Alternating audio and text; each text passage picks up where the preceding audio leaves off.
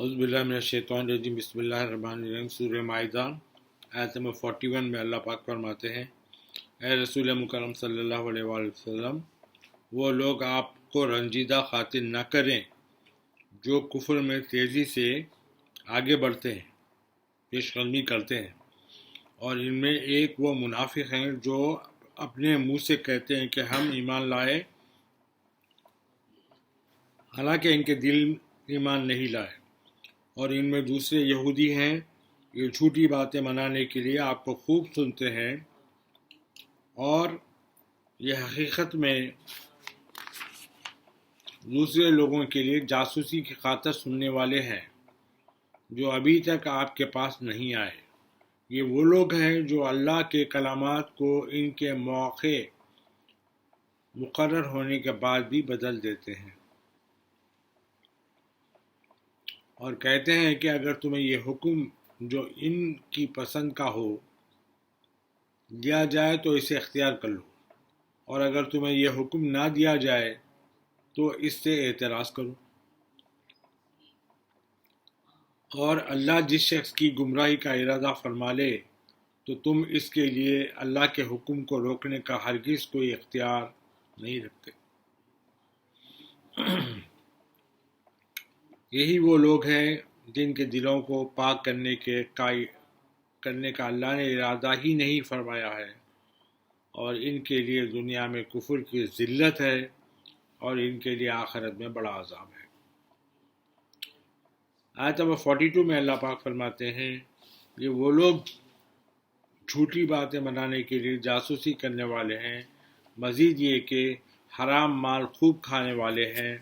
سو اگر یہ لوگ آپ کے پاس کوئی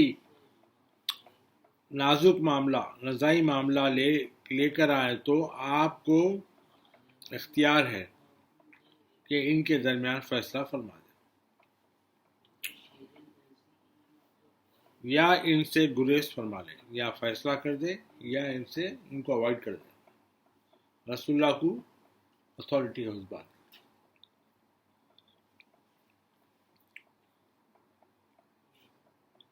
اور اگر آپ ان سے گریز بھی فرما لیں تو تب بھی یہ آپ کو ہرگز کوئی نقصان نہیں پہنچا سکتے، اور اگر آپ فیصلہ فرمائیں تو ان کے درمیان بھی عدل ہی سے فیصلہ فرمائیں، یعنی ان کی دشمنی عادلانہ فیصلے میں رکاوٹ نہ بنے۔ بے شک اللہ عدل کرنے والوں کو پسند فرماتا ہے۔ آیت نمبر 43 میں اللہ پاک فرماتے ہیں، یہ وہ لوگ ہیں اور یہ لوگ آپ کو کیوں کر حاکم مان سکتے ہیں، درحالانکہ ان کے پاس تورات موجود ہے جس میں اللہ کا حکم مذکور ہے، یعنی اللہ کے حکم کا ذکر ہے، پھر یہ اس کے بعد بھی حق سے انکار کرتے ہیں، اور وہ لوگ بالکل ایمان لانے والے نہیں ہیں۔ آیت نمبر 44 میں اللہ پاک فرماتے ہیں، بے شک اللہ نے تورات نازل فرمائی جس میں ہدایت اور نور تھا، اس کے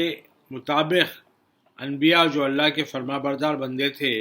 یہودیوں کو حکم دیتے رہے، اور اللہ والے یعنی ان کے اولیاء اور علماء بھی اس کے مطابق فیصلے کرتے رہے،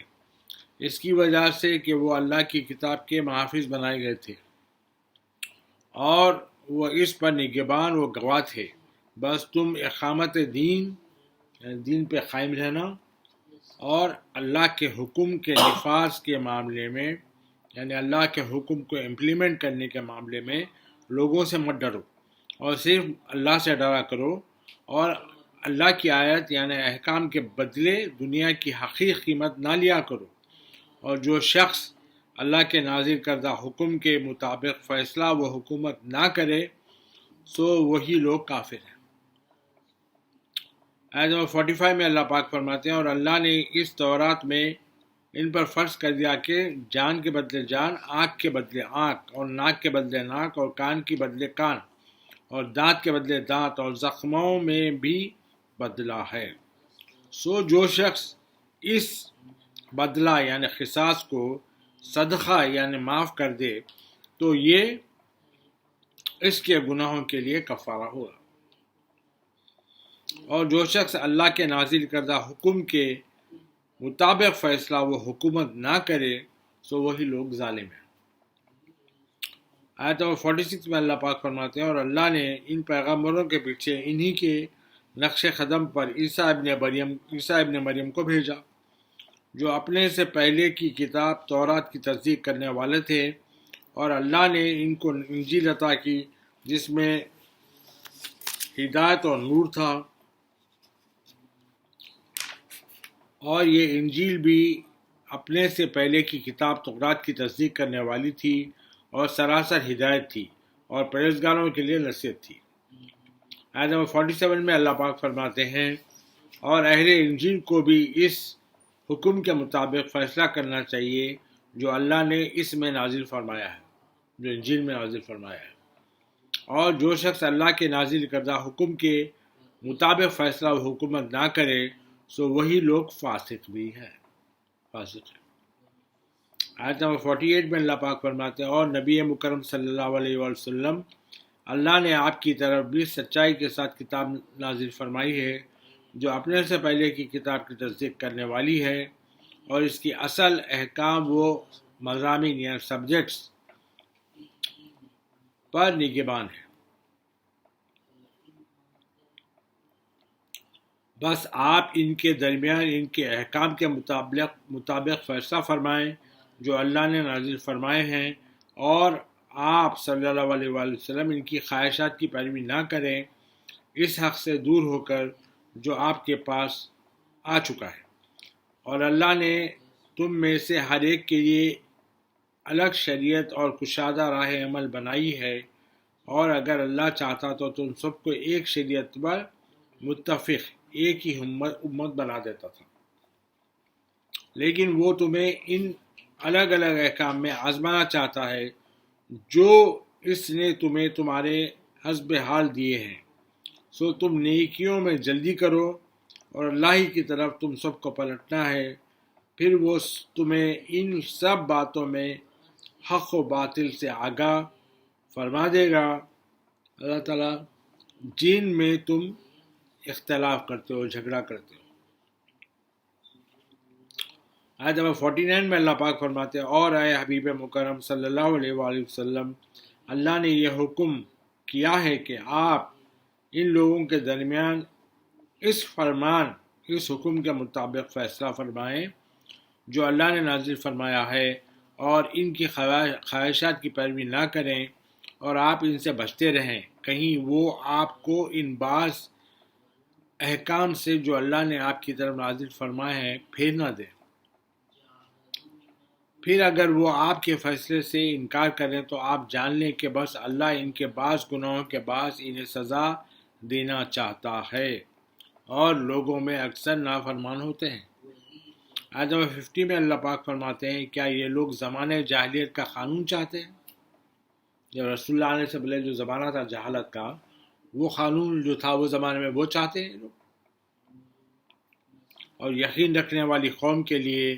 حکم دینے میں اللہ سے بہتر کون ہو سکتا ہے۔ آیت نمبر 51 میں اللہ پاک فرماتے ہیں اے ایمان والو یہود و نصارہ کو دوست مت بناؤ۔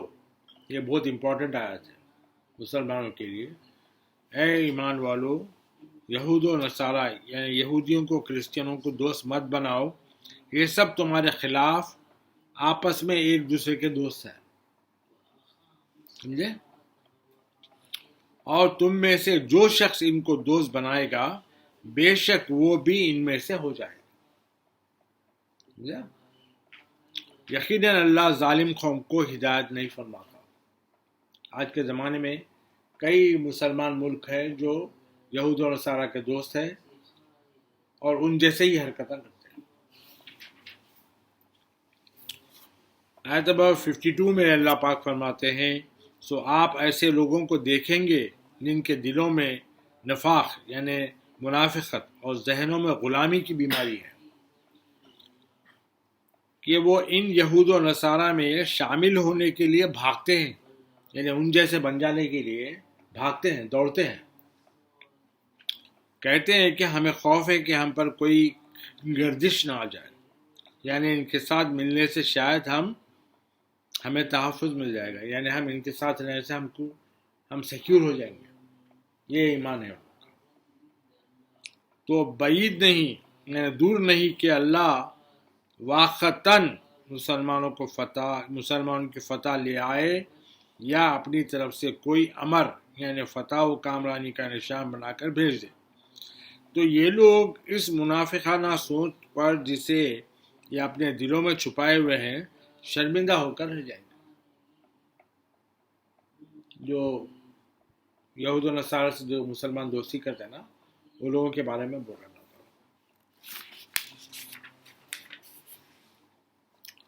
آیت نمبر 53 میں اللہ پاک فرماتے ہیں، اور اس وقت ایمان والے یہ کہیں گے، کیا یہی وہ لوگ ہیں جنہوں نے بڑے تاکیدی حلف کی صورت میں اللہ کی قسمیں کھائی تھی کہ بے شک وہ ضرور تمہارے ہی ساتھ ہیں، مگر ان کے سارے اعمال اکارت ہو گئے تو نقصان اٹھانے والے ہو گئے۔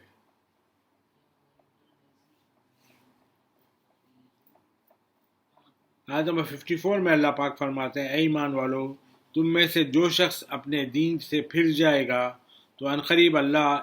ان کی جگہ ایسی قوم کو لائے گا جن سے وہ خود محبت فرماتا ہوگا اور وہ اس سے محبت کرتے ہوں گے۔ وہ مومنوں پر نرم اور کافروں پر سخت ہوں گے،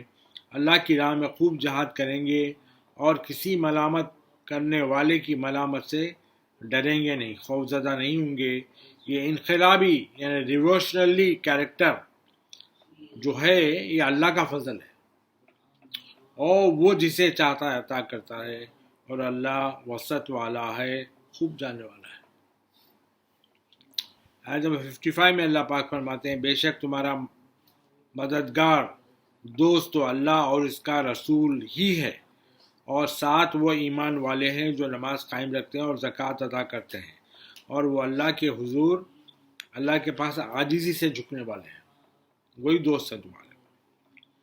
آیت نمبر 56 میں اللہ پاک فرماتے ہیں، اور جو شخص اللہ اور اس کے رسول صلی اللہ علیہ وآلہ وسلم اور ایمان والوں کو دوست بنائے گا تو وہی اللہ کی جماعت ہے، اور اللہ کی جماعت کے لوگ ہی غالب ڈومیننٹ ہونے والے ہیں۔ آیت نمبر 57 میں اللہ پاک فرماتے ہیں، اے ایمان والو، ایسے لوگوں میں سے جنہیں تم سے پہلے کتاب دی گئی تھی، ان کو جو تمہارے دین کو ہنسی اور کھیل بنائے ہوئے ہیں، کافروں کو دوست مت بناؤ، اور اللہ سے ڈرتے رہو، بے شرط یہ کہ تم واقعی صاحبان ایمان ہو۔ آیت نمبر 58 میں اللہ پاک فرماتے ہیں، اور جب تم نماز کے لیے لوگوں کو بصورت عزاں پکارتے ہو تو یہ لوگ اسے ہنسی اور کھیل بنا لیتے ہیں، یہ اس لیے کہ وہ ایسے لوگ ہیں جو بالکل عقل ہی نہیں رکھتے۔ آیت نمبر 59 میں اللہ پاک فرماتے ہیں، اے نبی مکرم صلی اللہ علیہ وآلہ وسلم، آپ فرما دیجئے، اے اہل کتاب، تمہیں ہماری کون سی بات بری لگی، حالانکہ بجوز اس کے کہ ہم اللہ پر اور اس کی کتاب پر جو ہماری طرف نازل کی گئی ہے اور ان کتابوں پر جو پہلے نازل کی جا چکی ہیں ایمان لائے ہیں، اور بے شک تمہارے اکثر لوگ نافرمان ہیں۔ آیت نمبر 60 میں اللہ پاک فرماتے ہیں، فرما دیجیے اے رسول مکرم صلی اللہ علیہ وآلہ وسلم، کیا میں تمہیں اس شخص سے آگاہ کر دوں، یعنی انفارم کر دوں اس شخص کے بارے میں جو سزا کے اعتبار سے اللہ کے نزدیک اس سے بھی برا ہے جسے تم برا سمجھتے ہو، اور یہ وہ شخص ہے جس پر اللہ نے لعنت کی ہے اور اس پر غضب ہوا ہے، اور اس نے ان برے لوگوں میں سے بعض کو بندر اور بعض کو سور بنا دیا ہے، اور یہ ایسا شخص ہے جس نے شیطان کی اطاعت و پرستش کی ہے۔ یہی لوگ ٹھکانے کے اعتبار سے بدترین اور سیدھی راہ سے بہت ہی بھٹکے ہوئے ہیں۔